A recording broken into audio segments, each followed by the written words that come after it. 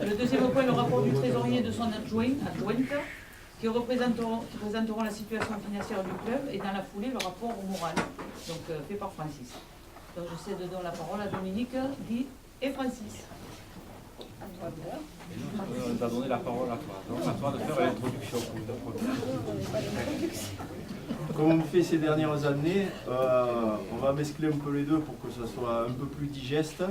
Voilà. Donc Francis, il va reprendre la parole et il nous fera, il nous exposera toutes les activités qu'il y a eu pendant l'année. Et lorsqu'il aura fini d'aborder une course, Dominique fera un petit compte rendu financier de cette course-là. Et après, on reprendra assez rapidement tous les chiffres de l'année pour faire le compte rendu financier. Voilà. Merci Guy de cette introduction. Donc c'est avec plaisir que je reviens vers vous pour vous présenter nos comptes rendus d'activité. Alors aujourd'hui, il s'est posé une question importante pour moi quand j'ai préparé ça.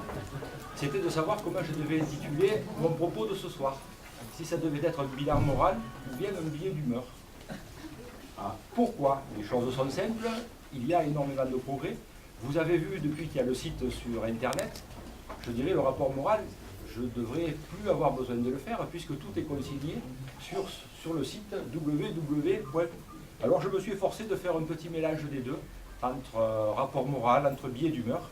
Et ce billet d'humeur s'appellera Une page se tourne, justement, puisqu'avec l'apport du progrès, aujourd'hui, vous avez accès à l'information avant même que ce soir je puisse venir vous rendre compte. Je m'aperçois aussi que le progrès c'est magnifique, mais il faut quand même la main de l'homme, puisque j'ai pu relever quelques petites anomalies dont je parlerai par la suite. Bien, donc la saison a démarré devait démarrer par une course complète de la Malade Blanc. Elle fut annulée, il a plu tout le week-end, je ne sais pas si vous vous en rappelez. C'était un triste week-end de mars. Donc notre saison a débuté officiellement avec la course de ligue du 7 mai. Sur le site, elle a été annulée. Oui, sur le site, elle a été annulée, donc j'ai repris mes notes, je me suis dit, Francis, exceptionnellement, tu devais offrir l'apéro ce jour-là. Donc elle a démarré le 7 mai, avec ce jour-là, on a pu remarquer le 719 et le 881 chez Saint-Pierre, chez Plot, le 731, le 716 et le 7118, ils se sont vraiment mis en évidence. Une grosse déception ce jour-là, le bétail fourni par la maladie du Joncas, puisque je ne sais pas si vous vous en souvenez, les deux taureaux se sont couchés par terre. Voilà, donc les dépenses ont été de 1882 € et nos recettes 756 € pour la journée. Alors le lendemain c'était le 8 mai, donc petit à petit le trophée Pierre Linares s'installe, un joli plateau côté taureau, mais ce jour-là les raseteurs ont fui leur responsabilité. Riège de Fabre-Maillat remporte logiquement la récompense, mais nous avons pris la décision de ne pas récompenser le meilleur animateur. Ils n'ont pas été contents, mais on verra par la suite que cette décision fut salutaire. Fais fausse. Voilà, donc oui, les sous alors, monsieur. Dépenses 6 916,48, recettes 5 325. Après arrive le week-end de Pentecôte, traditionnellement il fait beau, chaque fois qu'il y a des corridas d'anime, cette année ça a été une année avec des exceptions. Donc le vendredi pour la Ligue, ainsi que le samedi la complète de Lautier, ça a été annulé à cause de la pluie. Donc dépenses 0, recettes 0. Ce qui est important, c'est que dépenses 0. Le dimanche 19 mai, donc, on continue par la complète de Mayam. Course homogène dont ressort la vedette Cohiba. Les Blancs ont retenu la leçon du 8 mai. Ils se sont beaucoup plus employés et dans un bon état d'esprit. Un énorme catif pointe déjà le bout de son nez et s'affirme comme un meneur. Des sous. Oui, alors donc la complète de Maillan en dépense 4 502,98 et en recette 2 972.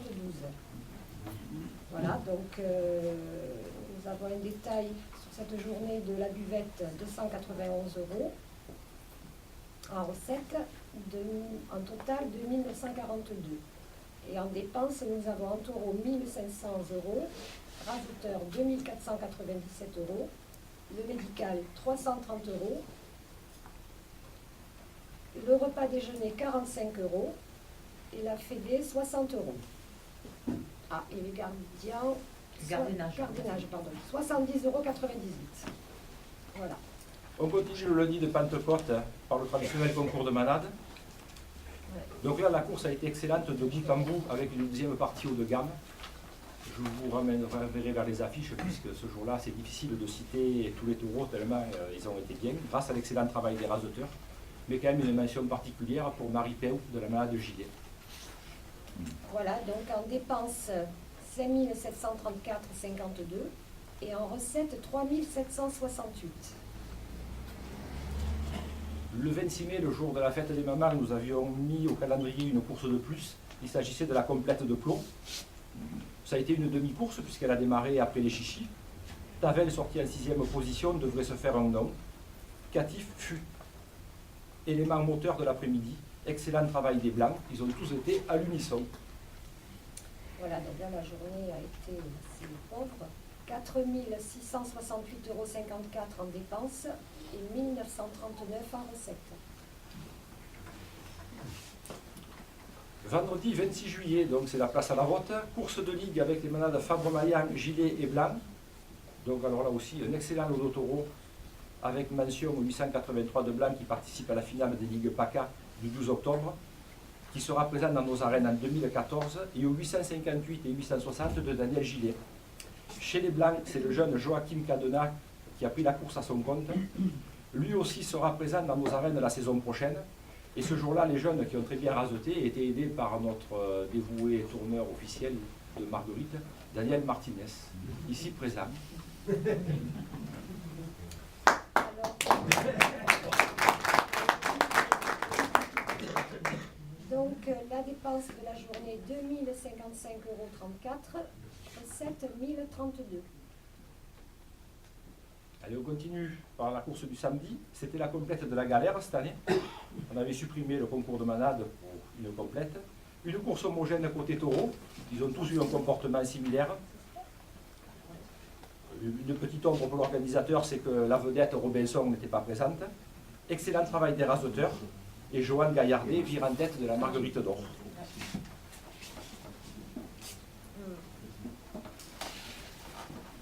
Donc en dépenses 5 432,50 €, recette 3 131.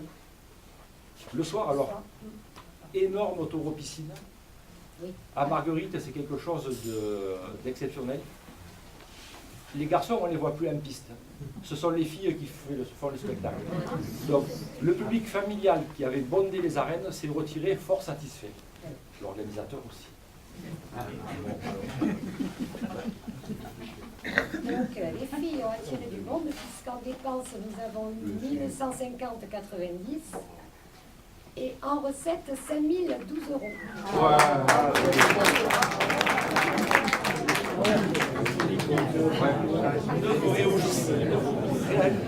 Réjouissez pas si vite.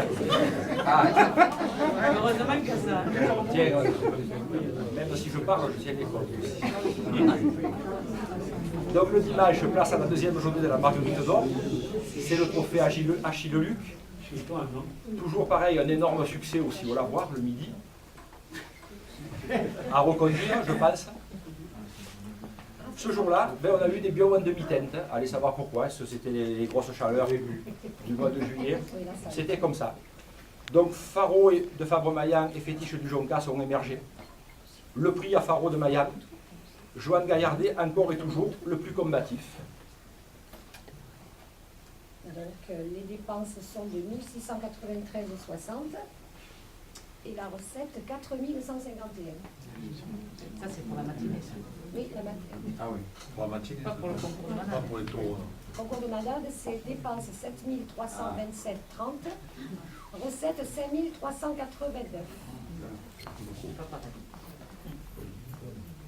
Il manque toujours une bricole. Il manque toujours 100 spectateurs pour arriver à faire l'équilibre. C'est quand même malheureux de ne pas les attirer, les gens. Comment on va? C'est moi. Donc lundi 29 juillet, traditionnelle course de bestiaux neufs. Donc là aussi, malgré la concurrence de la Palme d'Or, on a réussi à trouver notre créneau. Un public nombreux. Mais on a vu une course intense comme on en redemande. Je crois qu'il y en a qui s'en souviennent dans le Grenadier en face du taureau de Ricard. Il leur a monté dessus, qui les a embrassés. Il leur a fait de tout ce jour-là. Bref, ils continuent quand même d'aller au taureau. Merci au manadier et à l'équipe de raseteurs. Donc le 44 de Ricard a été exceptionnel parce qu'on redemande d'une course comme ça. Oui, donc les dépenses sont de 3 973,50, recettes 3 734,50.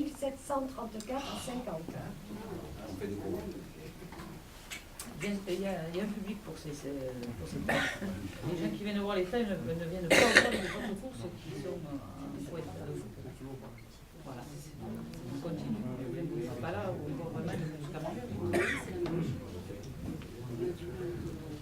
Mardi 30 juillet, finale de la 51e Marguerite d'Or. Une capellade de la Soleillade de haut niveau pour démarrer cette finale intense de bout en bout. La qualité, tant côté taureau que côté raseteur, a été bien présente. Le prix à bifiteur de la malade Ricard, avec le trophée Rami, et la Marguerite d'Or pour Joanne Gaillardet. Félicitations à tous. Voilà, donc en dépenses pour cette journée, 8 229 € et en recettes, 1 017 €. C'est normal, c'est que la buvette est là. Oui. Alors, le soir, c'était Caro piscine, puisque vous l'avez compris, Caro et ses copines étaient là. Voilà. Donc, quand on dit dans la course camarguaise que j'entendais ça à l'émission TV Sud, on disait que le public se déplaçait pour les taureaux. Je crois que les personnes qui annonçaient ça, c'était du passé, ou quand on va aux As. Mais je me rends compte que maintenant, dès qu'il y a des spectacles avec des taureaux plus jeunes et autres, les gens se déplacent pour voir les animateurs. Donc, que ce soit les raseteurs sur les courses aux taureaux jeunes, et dans les taureaux piscides, pour voir le quatuor de Caro, parce que ça a été de haut niveau ce jour-là. Donc la manade Martini nous avait fourni un bétail de très grande qualité. Donc là aussi, le public nombreux s'est retiré fort satisfait à minuit. Oui, avec des dépenses de 1 145,90 € et recettes 5 309. On a fait plus de 1200. 1159 entrées. C'est l'animateur aussi qui fait. Il faut retenir les arènes que le font. Voilà. La course de nuit. Ce sont d'autres sources de revenus, il ne faut pas s'en priver. Hein. Mercredi 31 juillet, alors là on va redescendre un petit peu, on va se calmer. Course de ligue pour cette clôture de cette bonne édition de la Botte 2013. Le 828 de Didelot s'est mis en évidence, tout comme le 745 de la Nade Ribot. Les Nicolins furent plus en retrait. Là aussi, très bon travail des jeunes stagiaires. Voilà, donc en dépenses 2 054,90, en recettes 1 138 €. On continue par la Ligue du 14 septembre, avec un excellent lot de taureaux chez Lautier, Fournier et Lavonnage. Alors là, hormis le 0,27 de Lavonnage un peu vert, tous les taureaux ont été de l'excellent niveau. Et là aussi, l'équipe de jeunes raseteurs qui avait été fournie par la fédération a pris ses responsabilités. On a vu une très bonne course. Voilà, alors en dépenses, nous avons eu 1 964 € et en recettes 881,50 €. Le 28 septembre, vous le saviez, cette année, nous accueillions la finale du trophée Moutière. Donc on avait voulu essayer d'organiser une journée un petit peu complète. On n'a pas été servi par le temps. Donc en matinée, course de présélection avec le bétail de la Nade Didelot. Daniel et Benjamin avaient amené un excellent lot de taureaux qui répondait au cahier des charges fixé par la Fédération française de la course camarguaise. On a pu remarquer le 572, le 646, le 582 et le 930. Chez les petits, que du bon. Nous devrions pratiquement tous les voir en pointe la saison prochaine. Voilà, donc en dépenses 4 502 €. Je respirais, je Ah, m'attendais à ce pardon, qu'on me oui, serve pardon. un verre d'eau ou une petite bière. C'est vrai, en général, quand tu assistes à des réunions, des trucs comme ça, il y a toujours des bouteilles sur la table. J'ai cru que c'était un... Donc, malgré le temps, donc, cette finale est allée à masse. Donc moi je retiendrai Canaille de Richebois qui devrait déjà évoluer au niveau supérieur. Et puis en deuxième partie, qui fut majeure, Faro de Fabre-Maillac, Cerbère de Lautier, Tavel, encore lui de plomb, et Tyros de la galère. Les prix aux 3 derniers, dans l'ordre inverse, en toute logique. Vous m'avez suivi? Donc c'est le dernier qui a été premier. Et... Voilà, donc en Attends, c'est pas fini. Il respire là. Faites-le boire. Donc Zico Catif, meilleur raseteur. Cette équipe de raseteurs est encore à féliciter par la qualité du travail et l'état d'esprit. Bon, au regret, voilà, le mauvais temps, les spectateurs à la maison. Ça, c'est la vie. Hein. C'est bon. Alors, en dépense, 4 502,09 € et en recette, 4 019 €. Donc on s'aperçoit quand même que d'avoir un petit peu piqué au vif les raseteurs sur la première course, ça a permis après ils se sont sentis beaucoup plus engagés sur les courses suivantes. Et j'espère qu'ils vous ont permis de vous régaler, vous, sur les gradins. Parce que nous, organisateurs, notre objectif, c'est de présenter un spectacle. Mais c'est surtout après que les gens qui viennent puissent être contents. Alors après, le dimanche 20 octobre, pour clôturer notre saison, on avait la compète à la balade de Fanfon de Guillerme. Donc là, on a vu une course de qualité, avec des espoirs pleins de promesses. Besson, qui truste les prix cette saison, Negochin, Limbert, amené par le vétéran Gastaboy, Galinaire, le plus jeune du lot, ne tardera pas à se faire un long. Mais là, une équipe de raseteurs renouvelée, mais là encore, ils ont tous raseté dans un excellent état d'esprit. Alors la chose qui était regrettable ce jour-là, c'est que nous, un organisateur consciencieux, sérieux, malgré le mauvais temps, on n'a pas osé faire comme font certaines arènes, je ne sais pas pour le dire, on aurait pu inonder la piste le matin pour pouvoir annuler, parce qu'on savait qu'avec ce temps-là, on n'aurait pas grand monde. Donc avec 60 spectateurs présents, payants, vous avez compris la petite bombe sur laquelle nous étions assis. Donc, puisque en dépense, nous avons eu 3 593,89 Et en recette, 0. et en recette, 566 €. Encore là, je tiens à remercier quand même la manade de Fanfon de Guillerme qui nous a vraiment réduit le prix de la location des taureaux. Donc, un coup de chapeau aux manadiers. Par contre, les raseteurs, ils n'ont pas fait un geste. Alors, là, ça m'a fait un peu mal. Je comprends, ils étaient là pour raseter, ils ont très bien raseté, mais un petit geste de leur part, ça aurait été sympa.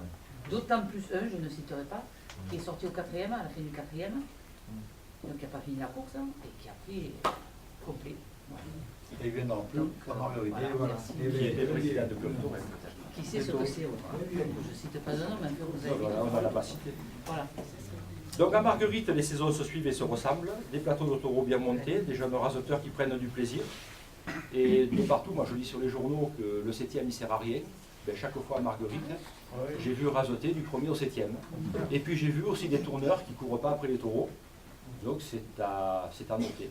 Et malgré ce, ben, on n'arrive pas à bouger en termes de spectateurs.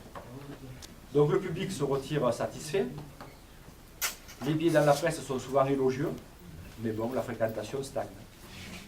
Aussi, quand nous avons travaillé sur la programmation 2014, la sérénité, même si les chiffres négatifs déplaisent fortement à Chantal, des manadiers qui nous font une confiance totale en mettant leurs meilleurs espoirs dans notre plan. Ça c'est important, chaque année, on n'a pas de difficulté à avoir les taureaux, les espoirs vedettes de chacune des manades. Les raseteurs que nous sommes allés chercher en ligue ont envie et nous font plaisir.